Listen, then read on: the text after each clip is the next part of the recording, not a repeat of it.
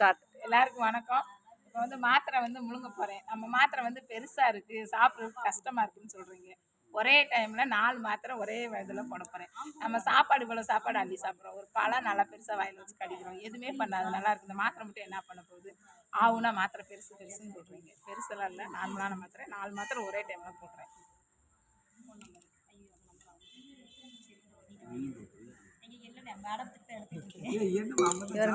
Documentary எடுத்துக்கிட்டு இருக்கோம் நாங்க. இப்போ முதல் 4 மாத்திரை போட்டேன். திரும்ப இப்போ 3 மாத்திரை போடுறேன்.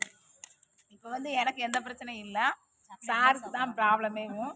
அப்படி இருந்தும் நெர்சியம் டேப்லெட்டு, நோவேதனா கேப்சூல், ஆன்செத்திமேன், அதே மாதிரி இம்னோத்திரி, வெளிகாத்து, ப்ளோ37, ப்ரோபயோட்டிக்ஸ், இந்த மாதிரி ஒரு 7 மாத்திரையும் நான் ஒரே டைமில் முழுங்குறேன். இந்த மாத்திரை முழுக்கிறது எதுக்காகன்னு தெரிஞ்சுக்கலாமா? எனக்கு எந்த பிரச்சனையுமே இல்லை, பக்க விளைவு எதுவும் வராது அப்படின்னு சொல்கிறதுக்காக தான் இந்த மாத்திரையை போட்டு காமிச்சிருக்கிறேன். சரியா? நீங்கள் எல்லாருமே எடுங்க, எந்த பயமும் இருக்காது. நம்ம இப்போ ஆப்பிள் பழம், ஆரஞ்சு பழம் சாப்பிட்றதுக்கெல்லாம் போய் டாக்டர்கிட்ட கேட்குறோமா?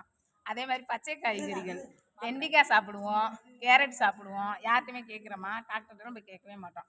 அது மாதிரி தான் இது எல்லா பொருளுமே இணை உணவு அப்படின்றத உங்களுக்கு காமிச்சு கொடுக்குறதுக்காக தான் ஒரே டைமில் 7 மாத்திரை போட்டிருக்கேன். எனக்கு ஒன்றும் பண்ணாது, ஆரோக்கியமாக இருக்கேன். தேங்க்யூ.